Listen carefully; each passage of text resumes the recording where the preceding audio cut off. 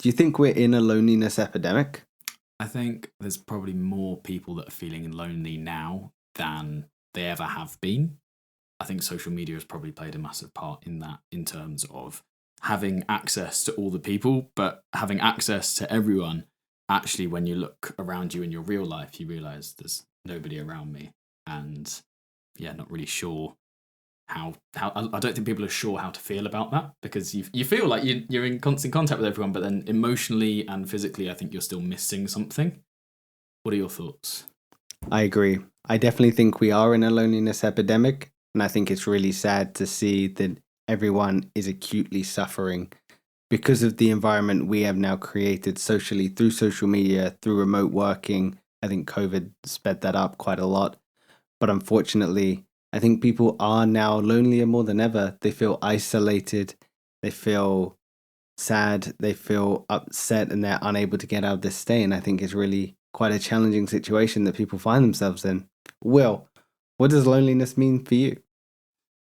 I think loneliness means that I haven't been out recently, as in socializing, not out. Um, it's very easy for me, especially with the nature of my job, just to get wrapped up in I need this content made, or I need to do this, or I need to do this many reach outs, and I end up being on my own a lot, which is fine because I like my own company.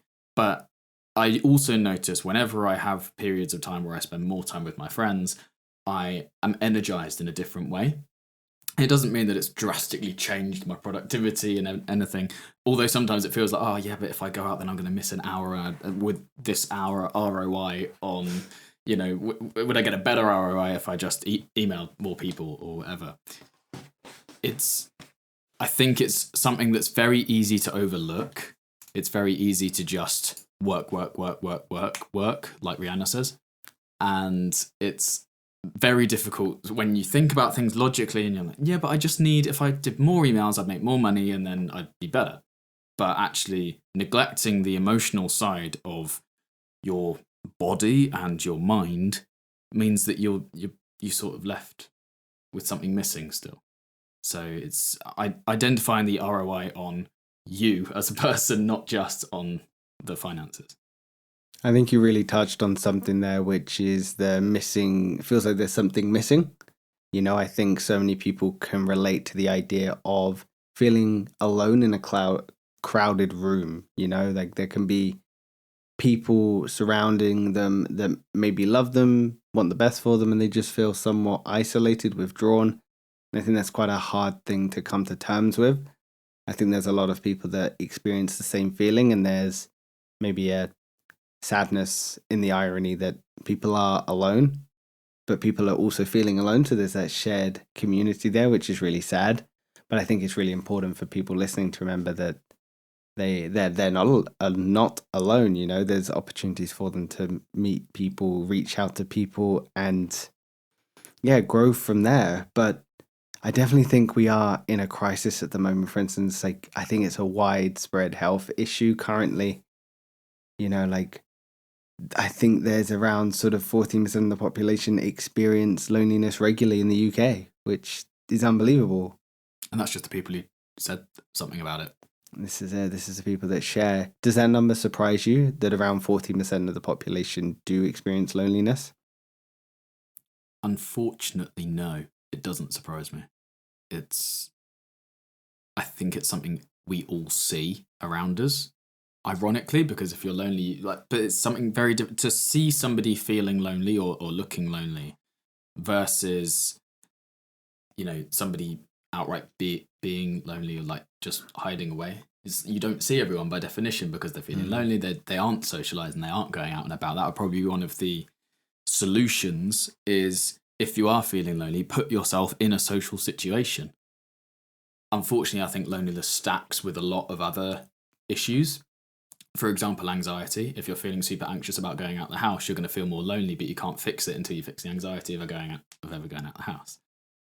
So I think the stacking of problems builds over time as well. I think if you are lonely, then you're more likely to be anxious about going out because you haven't been out for a while. And then if you start to feel anxious about that, then you start doubting yourself, and then it might, oh, well, I'm never going to achieve anything. Then it slides into depression, and then you've got loneliness, and then you've got anxiety, then you've got depression, and then you probably lose your fitness and your health, and then you start to decline. Then you get into disease, and it's just a constant downward spiral. Interesting that all starts from loneliness. I think probably it could start the other way. You could become anxious in social situations and therefore become lonely. So I think those two are probably interchangeable. But I think the downward spiral from there, it all starts from loneliness. So it's catching yourself early, I think, really helps. So you're saying it's a snowball effect, that one can lead to the other, and once something starts, it can almost be like a domino if you're not aware enough in yourself to catch it? Yeah, I think also the self-awareness is something that's come up a lot in these conversations. And for people to be self-aware enough to know that they're lonely. Because it's one thing to say, "Oh, I'm not lonely," and just brush it off. It's like, I've got my friendship group. I could just message everyone. I'm in contact. But actually, instead of thinking logically, which obviously goes against everything that I stand for, instead of thinking logically and rationally about the situation, seeing how your body is actually doing physically, and do you physically need to go and hang out with your friends versus just a Zoom call or a FaceTime or a message, or it's. Yeah, 14%. 14% of the UK population experience loneliness regularly, which is really sad. So what's that, 70 million, over 8 million people? Yeah, so the UK has even appointed a loneliness minister to address this issue. It's that widespread across our country that they feel the need to actively get involved, which I think can only lead to positive change, or at least I hope will only lead to positive change. So what are they doing? Do you know what they're actively doing? I don't, which I'd be curious to look into and research. That's definitely something we should look into. However, I think that just speaks to the work that needs to be done. You know, if it is such a widespread problem, I think there should be more engagement from the public of how can we help each other, because I think it's really important to notice it. I think this is something you touched on, which people can give away cues, they can give away subtleties that maybe show that they are feeling lonely. You know, I think of some people that may be feeling a bit socially anxious, they're a bit withdrawn, their body language is a bit closed off, they struggle to make eye contact, they often give short answers, they don't share about themselves. You know, I think it's really takes a lot of work for the public to acknowledge that and actually want to reach out and help. I think that's almost our role as a society, to help others. Do you agree? Well, I have a couple of follow-up questions from that. The first thing I would say is Simon Sinek actually said that we do things in life to make ourselves feel good, and that gives us a brief moment of happiness and we feel good. We do things for other people and it leads to a fully fulfilled life, because humans are caregivers of other humans. So if you try and just make yourself feel good on your own, you're not going to feel anywhere near as good overall. Do you think you can outsource your loneliness to other people to fix? Do you think that's a thing you can do, or do you think it has to come from the individual to make the act? I gave an example of, if I was feeling lonely, I put myself in social situations. There's nothing my friendship group could do other than maybe offering for me to go out with them. It's still, ultimately, I'm the decision maker on whether or not I decide to put myself in that situation. So do you think others can help pull somebody out of loneliness? That is a good question. I think there are two sides of that coin. I think you have to be intrinsically motivated and you have to be externally sort of supported as well. I think both play an equal part. I'll speak to both of them. The intrinsic motivation, I think, is probably more important, because you have to want to change your state. You know, once you change your environment, your state, life will have drastic changes for you. And I think how you do that is you say yes. I think it's super important sometimes to just say yes and put yourself outside of that comfort zone. You know, I often think about the Yes Man, the movie. I know it's meant as sort of tongue-in-cheek and a bit of a joke, but it's true. He says yes to everything. His life drastically changes. So I think when it comes to intrinsic motivation, although it's difficult, you have to take the opportunities that are there for you. You have to go to new clubs, whether that's go to a new gym, go to a new CrossFit box, whether you pick up a new language and you go to a school, or whether you start learning a new subject. There's so many different ways, but that has to come from inside. In terms of the external, I think if you have a friendship group that can support you and be there for you, you're blessed. Absolutely. And I think we're often taught, especially as men, but I also know as young women, that we need to be self-sufficient, and to ask for help is weakness. And as much as I have lived my life in that dialogue, I think to be able to ask for help and have your friendship group support you is beyond words. And I think if you have that, again, you're extremely blessed.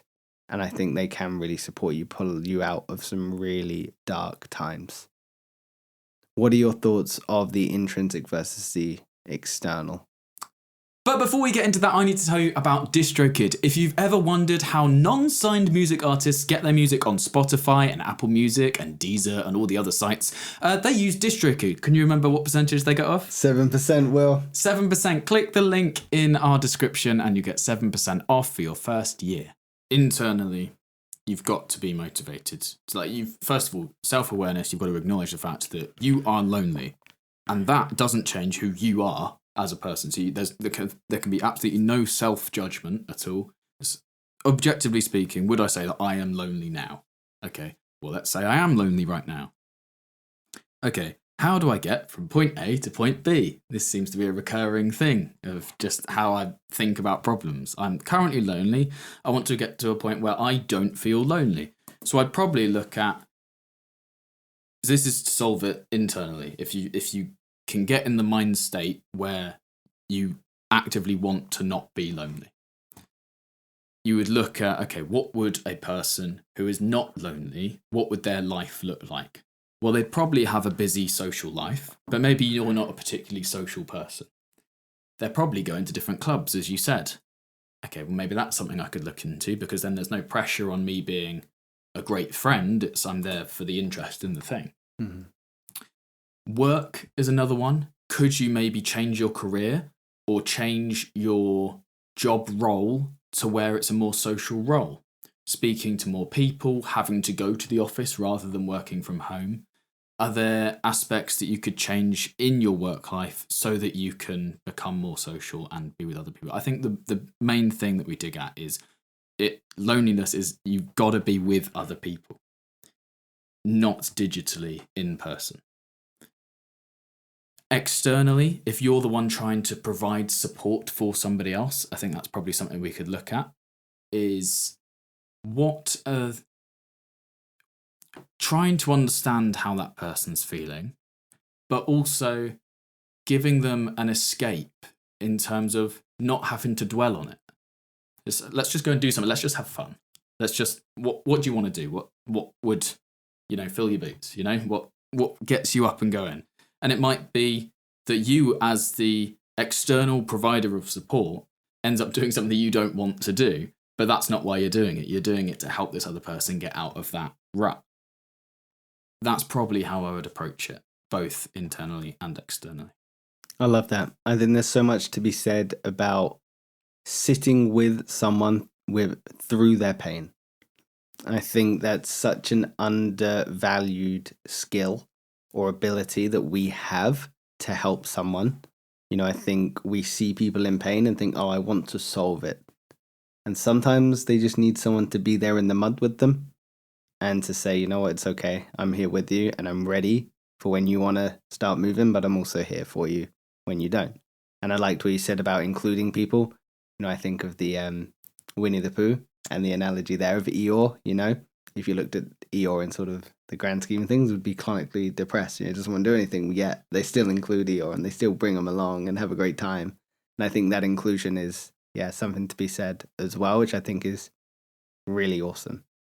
I liked that you touched on self-judgment. More to the point of not judging yourself about feeling lonely.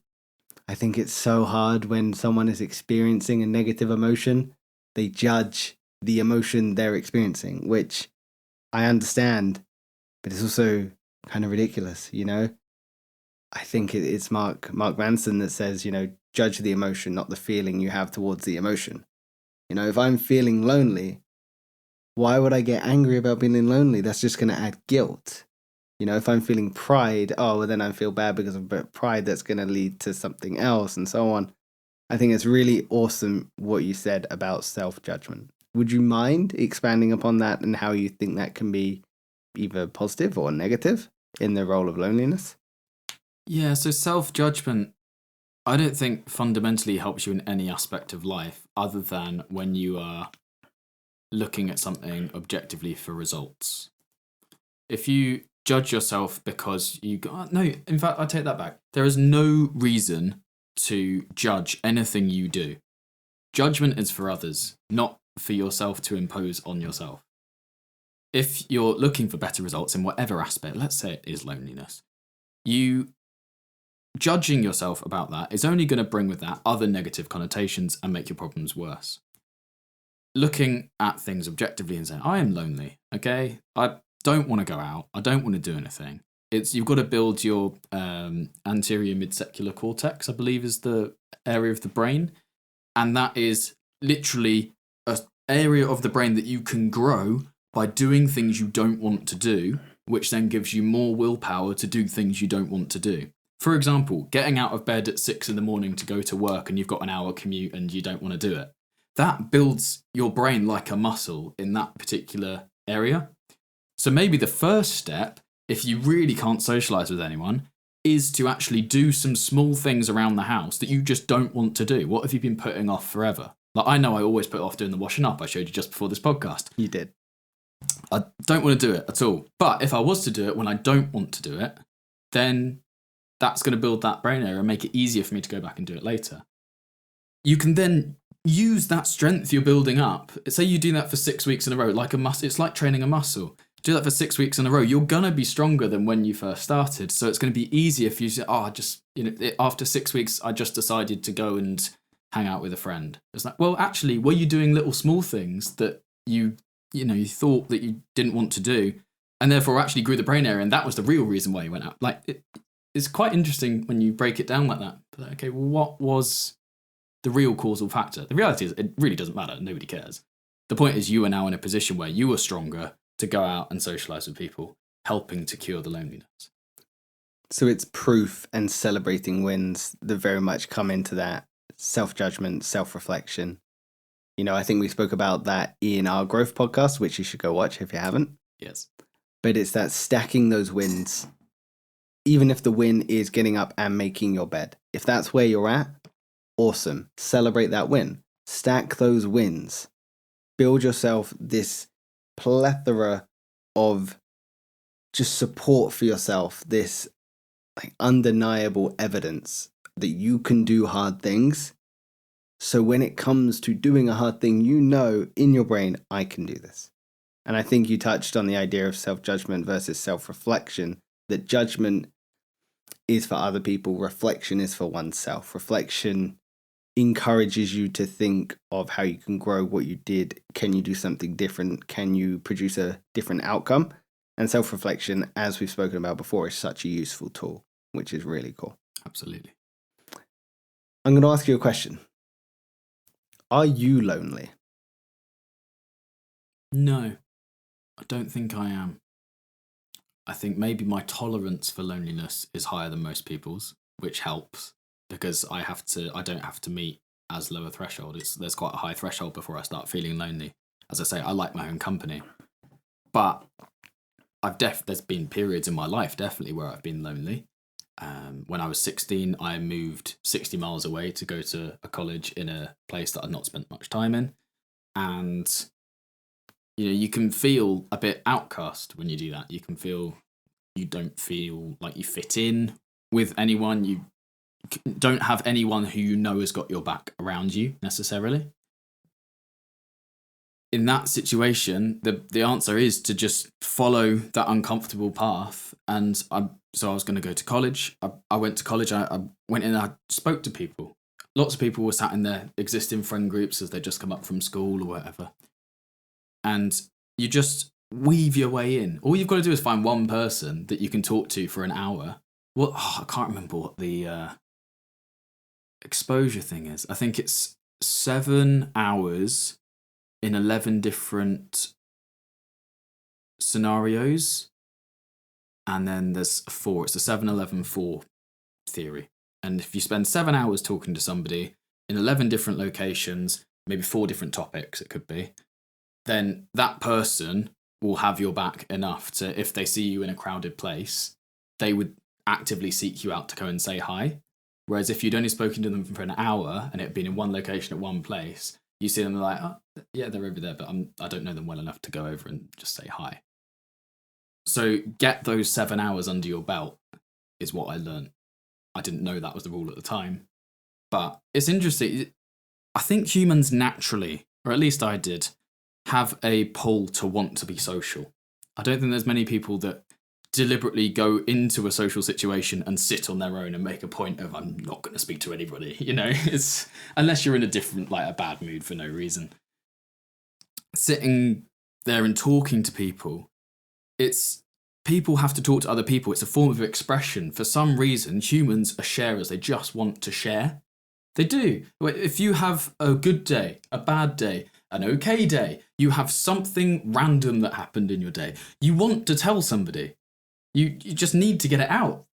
And I think maybe a loneliness is a store of all the stuff you haven't been able to tell anybody in person, because people feed off the emotions and the reactions that they get from other people, and they want to just see those responses. Maybe it's because you're adding something to somebody else's life. Maybe evolutionarily we've been sort of reinforced to share because that's how we learn and improve. And if one person learns a really quick way to make a fire, well, they better tell the rest of the tribe, because that needs to be passed down. We could save hours. Oh, you only need this much firewood to actually start the fire, and then you only need the big logs to then let it burn for hours, and then you don't have to gather all these little sticks. Like, yes, that's a good idea. Let's share that, because if we don't, then we're just going to all waste time. Anyway, so I've not been lonely for a long time. What about you? Well, what I heard from that is people want to feel that they have someone that cares about them. Is that how you felt when you experienced that loneliness period when you were 16? Did you feel like you had a lack of people that really had your back, that were looking out for you, and you tried to seek that out to change that? I think I like the idea of meeting new people because of different opportunities that could present themselves from it. A short reason on why I moved in the first place is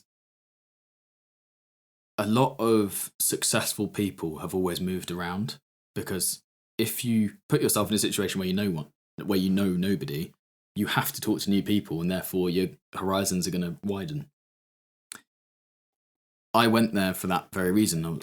I could have easily gone to a college more locally. I was accepted into basically any college I wanted to go to for what I applied for, which was business. And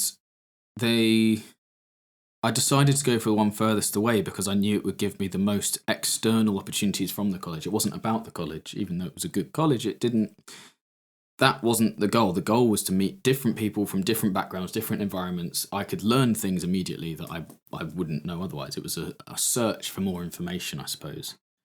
I don't think I was doing it for any emotional benefit necessarily. It was purely, I went into it with a business head, if you like.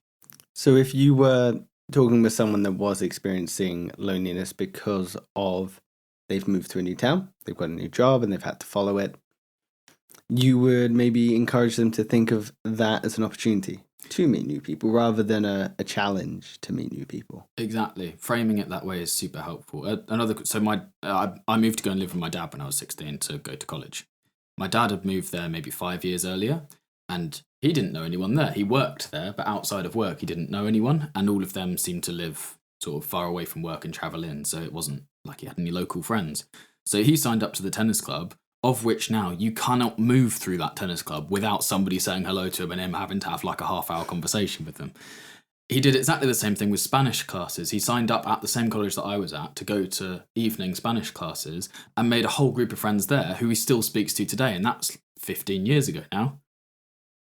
And I think he's probably godfather or something of one of like the teacher's kids or something, I don't know.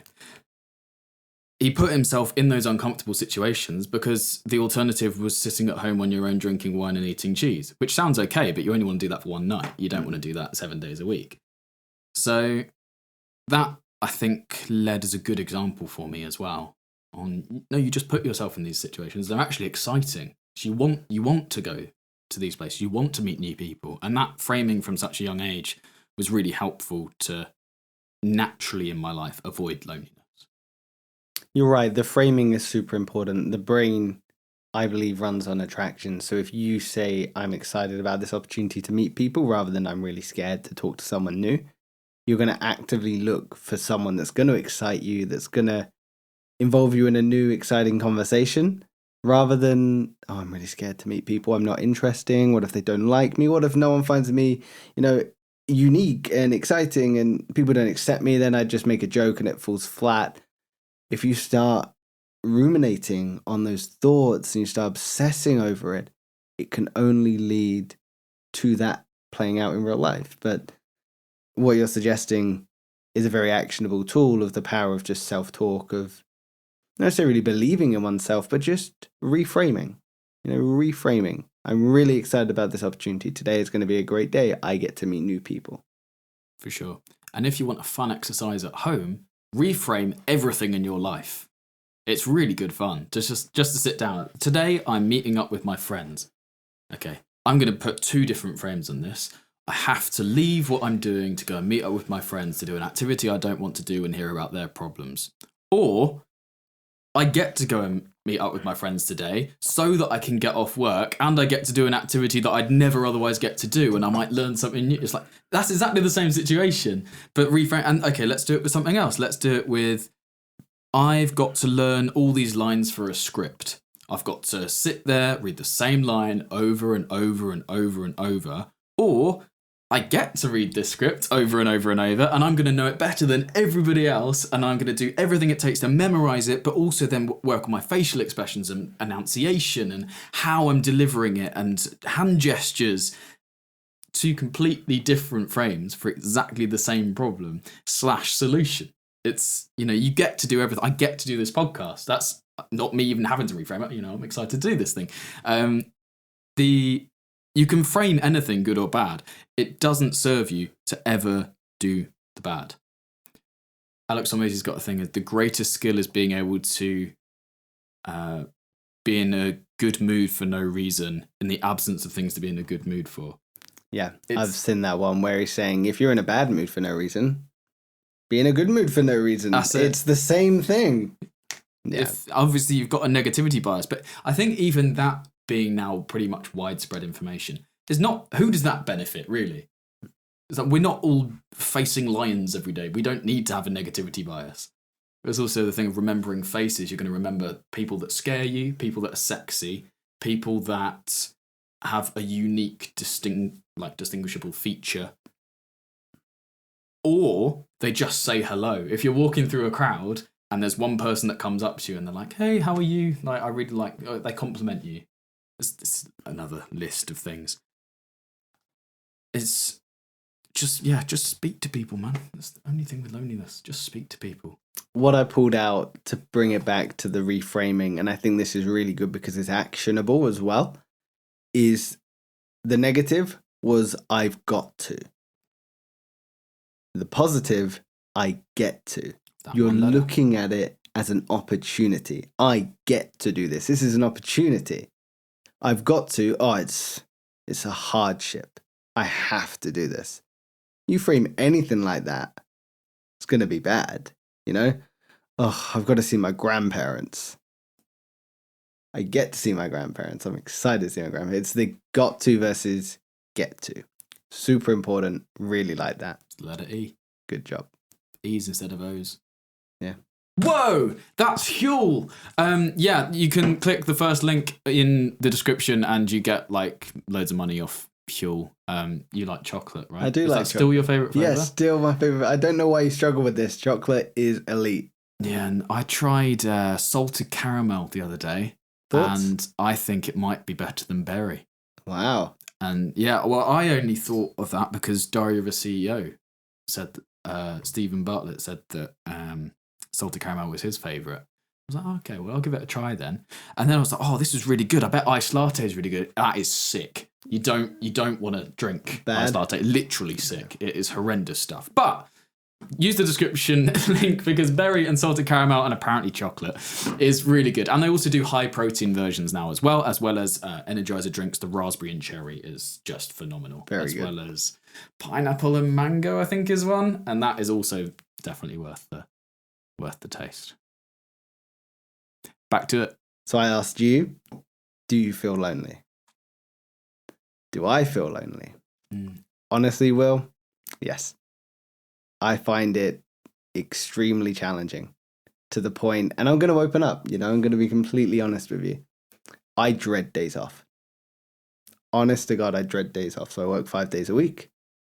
And there's some days where I've got them completely planned, like tomorrow. Got my whole day planned, cannot wait for it because I get to do so many exciting things. But then there's days off where all my friends are busy and I've got no plans other than go to the gym.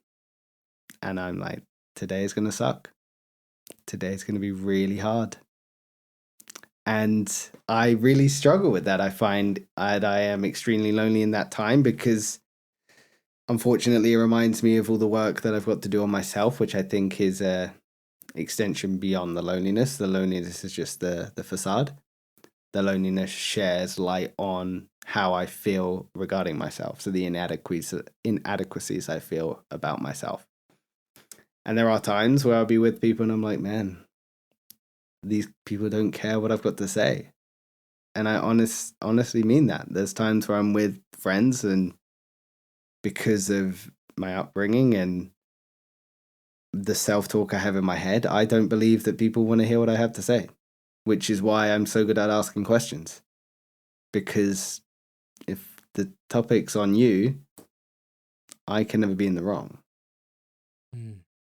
And am I lonely? Yes.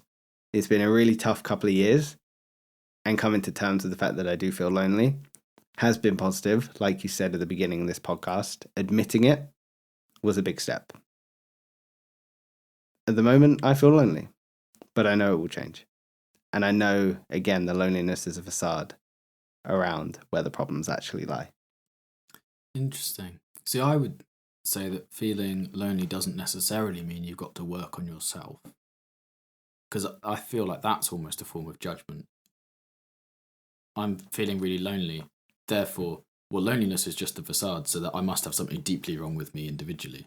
And that, I don't think necessarily is true. I don't think there's anything deeply down wrong with you. Fundamentally, I don't think you're a bad person, believe it or not. I think it's very easy to overthink when you don't have enough exterior stimuli.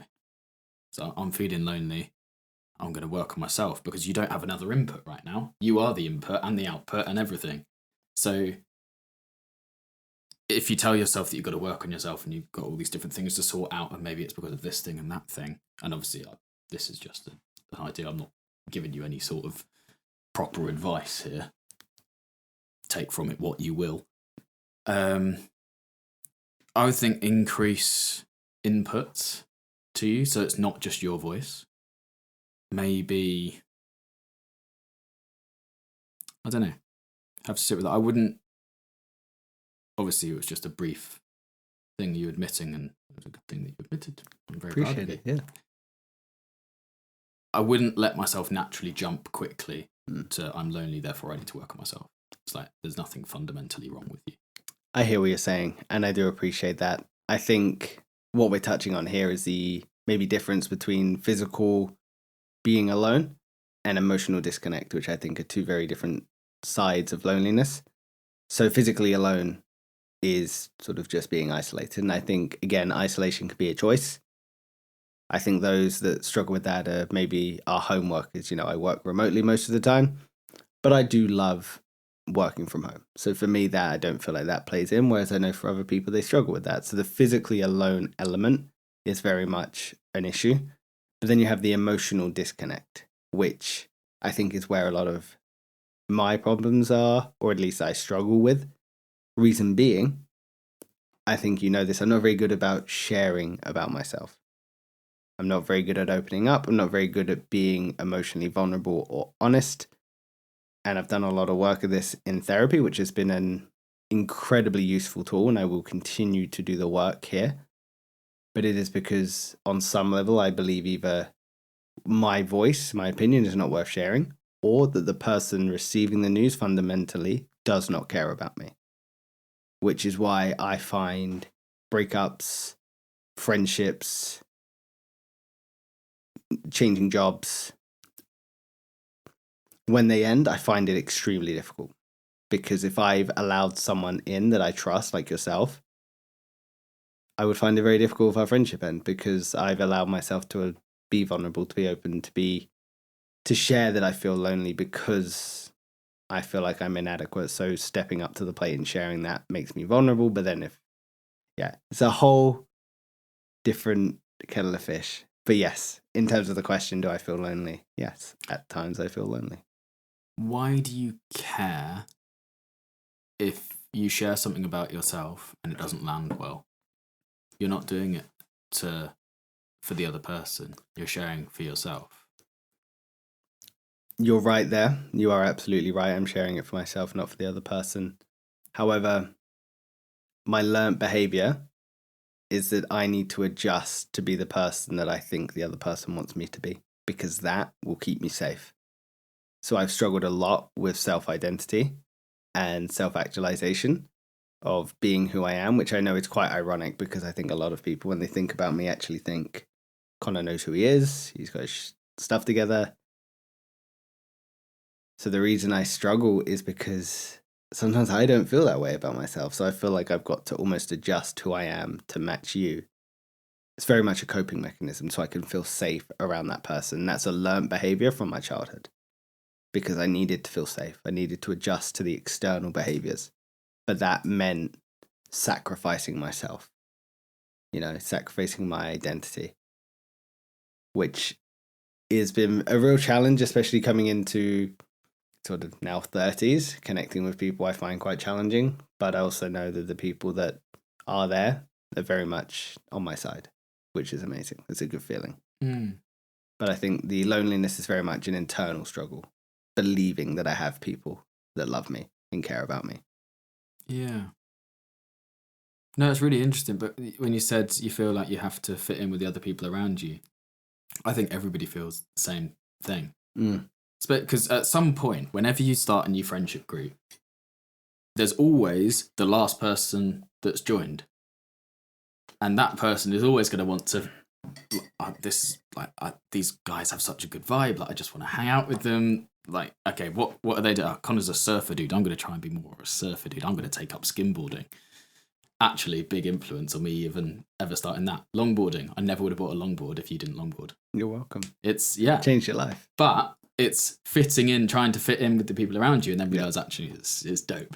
That was the poshest dope I've ever said in my life. It's dope. It's dope. So I think it's very natural to want to fit into the group. I think that's a natural feeling. Feeling personally inadequate for a group. I think I shared on, maybe it was on the Sadness podcast that we did. Go and check it out. I still pretty much until I brought it up to you feel like maybe I don't fit into the friendship group, like I'm worried I'm going to be outcast. I think that's a natural human fear. I think it's embedded in everyone. Whether people vocalize it or not is another thing, because they don't want to name the thing that could get them kicked out of the group, And I think having maybe the source of the solution is just a clear, open communication path, and have those conversations you wouldn't normally have with your friends, which is really difficult because some friendship groups have a very jokey and just take the mick out of each other all the time relationship. And I think it's really difficult to get to know people on a deeper level when you just have that. If that's all you've got, everything's just surface level. If you don't get to know each other on a deeper level and learn fundamentally about what's actually going on in their lives, then that's not a friendship group. That's people you spend time with. A friendship group knows you. And it's almost like being in a proper relationship because you share things with your close friends that you'd never share on a first meeting with a stranger. That's the difference between a close friend, an acquaintance, and somebody you just met. No, I like it. I think everything you said is really valid. It's a problem that everyone is facing because we all feel the need. For the most part, maybe there's some people that don't, but we all feel the need to be accepted by the tribe. And I think we have touched upon this again throughout this emotion series, and I'm sure we will continue to, especially when we do the emotions wrap up at the end. But we do feel the need to be accepted by the tribe. So sometimes there is that element of understanding oneself and sacrificing or accepting, and that constant battle that goes on. But I think you are right. You said it very well, that your friends will accept you and you should have those open, honest communications with them. I think, again, I'm only speaking as a man's point of view because that's the easiest to understand for me, believe it or not. We as men sometimes struggle to have those conversations. I think we're getting better at it, which I think is why a lot of older men take up golf, because they can talk about it. They can go for a walk with their friend, they can hit a shot, and they're asking for advice, they're letting the conversation flow. I think women are naturally a little bit more in tune with their emotions and sharing with their friends, but I think as guys, it's really important to have that friendship group where you can connect, be honest, share your experiences without fear of judgment and without judging yourself. Because ultimately, you're not going to get past anything if you continue to judge yourself. Yeah. No, I think that's really good. I think the message going out into the world about, so the baseline assumption, it seems, is that people aren't allowed to have emotions. That's the first level assumption. Then everyone knowing this, and I say knowing as if it's a truth, but it's not. Everything in life is to do with what you believe to be true, not what's actually true. Anything that's emotional is fake in terms of how you feel about a situation doesn't change the reality of the situation. But the underlying assumption is that it's not okay to share. Then they watch all the content and it says, no, it's okay to share. So having that message coming in, because it usually hits you probably in your teenage years, that message, because you've had to build that underlying belief. Otherwise, or even if you haven't had that underlying one, everyone's saying, no, it's okay if it's okay if you share. So am I supposed to be sharing? But I didn't. It wasn't something I thought about. Maybe was it never not okay for me to share? It adds that question in there. So then I think it builds that self-judgment on everything. Like, okay, well, if people have to tell me then that I have to share, then should I not be? Why is that? Why does that have to be a message? It's very confusing. It's like walking up to a stranger and just saying a completely random sentence. It's like, oh, be careful next time you're falling off a building. It's like, if you just said that to a stranger walking past, but sorry, what? Okay, I won't fall off a building. I don't like. To me, it hits the same. That message hits in the same way. It's like, was it never okay for me to share my emotions? I don't understand. Do you see what I'm getting at? I do. I understand the point you're making. It's just an interesting observation on society. And then, because I like to have these little brain teasers, like where else in life are you seeing these things that make absolutely no sense? But it's a message that there's an assumption on what everyone's thinking, and then everyone's only ever receiving really the secondary message of, oh no, it's actually okay for you to do that. So I didn't realize it wasn't okay because it's hit the wrong generation at the wrong time. But I guess that's the generational delay of maybe our parents were told, oh no, you can't ever show your emotions. So now coming from their generation to our generation, they've already taught us that it's fine. And then we're being told, oh no, it's fine to show your emotions. Don't worry. It's like, okay. Change takes generation, absolutely. And I think what has changed the whole picture for a lot of people is social media and comparison culture. So I love the saying, it is one of my favorite sayings, and I will keep saying it every day, is comparison is the thief of joy. And I think we live in a world where you can so easily open your phone, look at something and believe that is categoric truth, which can lead you to, one, be isolated because If I've got my phone here, I'm withdrawing from the conversation. I think there's a study that suggests if someone has their phone on the table, it detracts them from the conversation by about roughly 25%.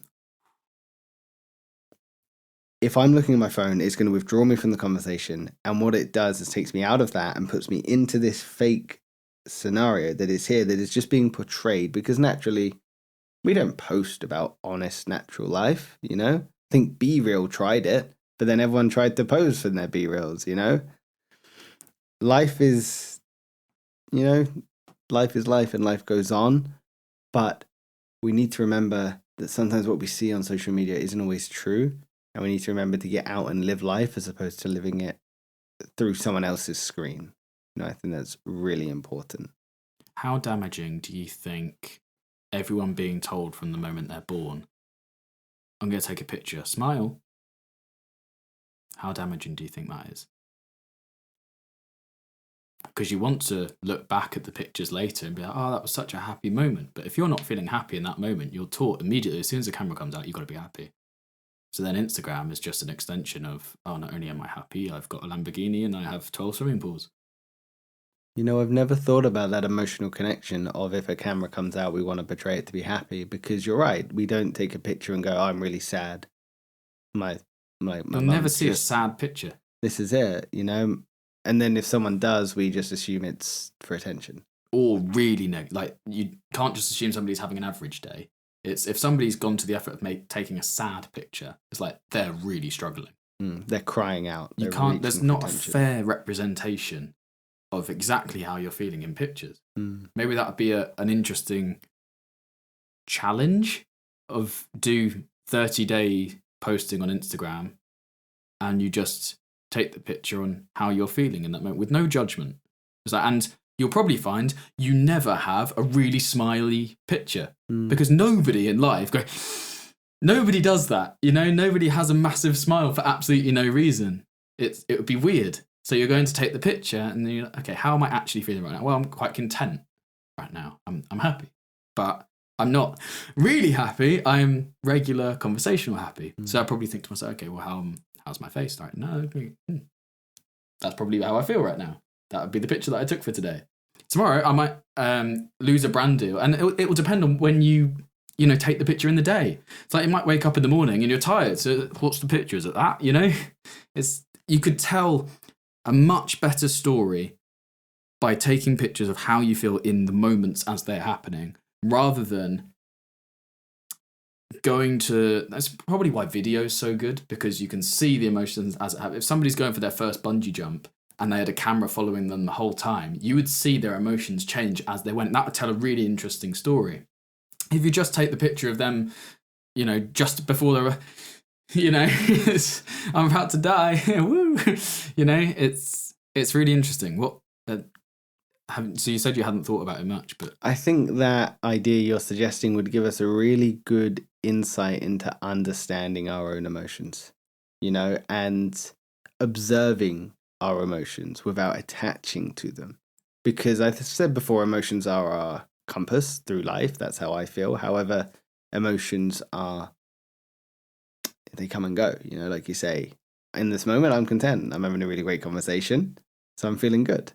But then I might have some news later, which might take me on a low. But it allows me to observe without judging, which I think if everyone had that skill, myself included, if everyone had the power to observe without judging in every sense of the word, life would be a better place. So I think it'd be really interesting to open a conversation about how the idea of having a camera or a picture taken impacts us. Yeah, definitely. We should talk about that another time, but I definitely need to think on that. Do you have any thoughts on that particular topic? Not any more than what I've said, to be honest. It was just an interesting thing. We're talking about emotions, and maybe we could bring it up in our Emotions 101 podcast we've got coming up, and things that maybe that's another podcast in itself, with norms within Western life that interrupt emotional patterns later on in life. we could make a list of 10, 20, 100 things that we've just instinctively told, smile, you're on camera. Okay, but I'm not happy right now. And everyone's got that family picture where there's like the 1-2-year-olds up. It's like, but that's how that 2-year-old was feeling in that moment. Everyone around them's laughing and joking. It's okay, but what's really happening in that picture? If you're sent a text and it's all good news, or an email, it's all good news, there's always something in your mind that questions it. But when we see a picture and everyone's smiling, that's just normal. It's like you don't question it. It's like, okay, but were they really happy in that picture? You just don't think about it. So maybe it means that it doesn't matter. It doesn't. Who cares? You were happy in that moment. You weren't happy in the moment. The point is it captured that moment in time. And you were there then. That's all that means. Or is there a deeper thing like, okay, if there's a camera out, then I've got to smile. But then, okay, so whenever there's a camera on, I can't be myself. I've got to be this happy version of myself. Maybe that's a good message to instill in people. You just want to be happy all the time. Maybe it helps combat the negativity bias. Maybe it's just an ability to self-reflect and acknowledge how we might be feeling at different times, and again, observe without judgment, which again, I think is super important. So, Will, I would say loneliness, or at least there's a famous quote that would say, loneliness is not a lack of people, but the absence of connection. One thing I do just want to share is some facts that I've got here on how the effects of loneliness can affect people. So we have increased risk of stroke and heart disease, a weakened immune system, poor sleep, higher blood pressure. Do any of those surprise you for loneliness, especially when you consider that we are in a loneliness epidemic and so many people experience this on a daily basis? Do any of those effects surprise you? So it was high blood pressure, stroke, heart disease? Yeah, increased risk of heart disease, stroke, higher blood pressure, poor sleep, weakened immune system. And obviously sleep is a huge tangent because that's when our body is at rest. There's so many things that come with poor sleep. I'd love to do a podcast on sleep. Let's do it. Maybe we could do that as well. Another idea. This is our plan, basically. We're just planning episodes right now. It doesn't surprise me. I would question the scientific method on how many of those things were actually side effects of the individual's other habits. For example, if you're feeling super lonely and you're sat at home on your own every day, are you eating more than everybody else? Are the foods you're choosing to eat way more unhealthy than if you had an active social life? Because you've got multiple things. Like, well, I'm not going out to meet anyone, so I don't have to look good. And number two, eating bad food makes you feel good. So it's a double-edged sword on you're just going to put on weight if you're on your own and you're feeling depressed, you don't want to go out, you're feeling lonely, you've got nobody outside. So that's an emotional effect of loneliness. Obviously, things I mentioned there were physical. So like you say... But they can go on to cause heart disease and... Exactly, yeah. So I think the two are very closely related. I think you mentioned at the beginning of the podcast that the psychological and the mental health risks that come with loneliness or come associated with, like anxiety and all of the branches that come off that, depression, panic disorders, bipolar even, all of these can stem or be caused from loneliness and from isolation. So, yeah, isolating oneself, remote work, social media is definitely extremely challenging things that we face on a day-to-day basis. As we are coming close to the end, again, we've mentioned on some tools, but is there anything that maybe you would advise our listeners at home when it comes to loneliness of how they might be able to combat it? Interestingly, this podcast has shifted something in my head thinking about this. So I can't quite remember what my first initial thoughts were, but now one thing that seems to come up a lot that we've been talking about is social media and the curse of comparison. Nobody is willing to give up social media to fix their loneliness. Sometimes the antidote is in the things that you don't want to do. Which makes me think people would rather be lonely, but portray themselves as not lonely than actually be okay, but not have as many followers and everything, which is really interesting. Because I reckon you could, if loneliness we're saying is tethered to the use of social media, which I'm sure somebody could find some evidence for that. I could be wrong, but I'm sure you could probably see a trend line there. The cure is no social media. That's the cure. But are we as a society cost benefiting? Yeah, but the 76% that aren't lonely are able to grow bigger businesses and be in contact with more people and use it in a healthy way. Okay, then you've got another question that opens up of, we have access to food in our society. How many people use food in a healthy way? Well, we still have a percentage of the population that's obese. In America, over 30% of people are obese. Okay, well, we can't take away food from people. You can't have, well, I mean, we did rations after the war. Maybe you could bring back rations if you're in the obese category. But then what do you do with people that go to the gym all the time? It's like, oh no, I'm ripped. Okay, well, where do you draw the line on where's ripped and where's not? There's no 100% accurate way to test body fat percentage. Am I right in that? You can get scans and stuff, which can give you a pretty reasonable representation. So, okay, maybe that's the thing. If your body fat is really high and you're obese, then you put on a ration kit. Good luck keeping anyone in your country, you know? What's more important, having the really fat billionaire in your country paying taxes, or having that really fat billionaire no longer being in your country? They'd just leave. They wouldn't stick around for your rations. So it's hindsight, it's understanding that a little bit of something is okay, but a lot of something can be dangerous. Moderation. Everything our parents taught us all of our lives. Like, everything's okay in moderation. Who'd have thought it? Our parents are right. I know. Get a good night's sleep was always one. Oh my God. Sleep on it. So important. Eat 3 healthy meals a day, 5 a day. Yeah, looking at me because I never eat. I still haven't had dinner. I think I had lunch. I probably won't have dinner. I've got water. I'm fine. What are some other, like, brush your teeth twice a day? That's just, that'll help you get girls.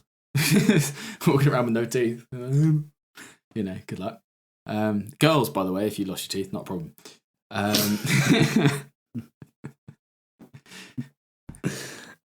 Sorry, I've been sat down for too long. Yeah. Are we good? We are almost close. Yeah, almost close. So I think some really actionable steps, I think, that we've said throughout the podcast is the act of just saying yes, getting out there, trying, putting yourself out of your comfort zone. Reframing, I get to, not I have to. Really important. And I think the last one, which I think is the most meaningful for me, which is something Gandhi phrased perfectly, which is the best way to find yourself is to lose yourself in the service of others. Which I think is super important. Find your tribe, find your connection, find your community, find those that have your back. Find those that text you when you haven't come out the house in 5 days ago. Hey, dude, haven't heard from you in a while. Is everything okay? Those people are extremely important. Yeah. I mean, you can't get any better than Gandhi, can you? I mean, no, that's perfectly phrased. It actually looks like Simon Sinek's thing is a derivative of that. Yeah, brilliant. Yeah. So, Will, what would you say you have learned most from this discussion regarding loneliness? Open up to your friends, quote unquote, and see who sticks.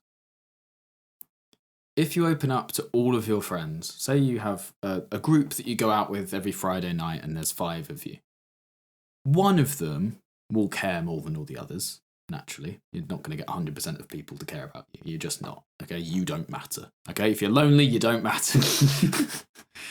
Just pushing people off the edge, aren't I, again? I need to remember who I'm talking to. Rein it back in. But you'll find, okay, but doing that, opening up to your group of 5 friends, you'll realise who your strong friend is and that the others aren't as strong. That's fine. You've now got an open line of communication with at least one person. And I'm assuming in this situation that you have no family and you have no, extra people you can talk to, no support workers or any of that stuff. So you found one person that you can speak to about it. And maybe they're feeling the same thing. My bet is in friendship groups, all of you are hanging out with each other and all trying to be each other. Interestingly, you're the result of the 5 people you spend the most time around. That probably works not only financially, but socially as well. You will be the average of the 5 people you spend the most time around or are influenced by. So if you're influenced, if you watch loads of outgoing people on YouTube, you will naturally be more outgoing because you've had so many examples in so many different situations because you've seen them vlogging their whole life.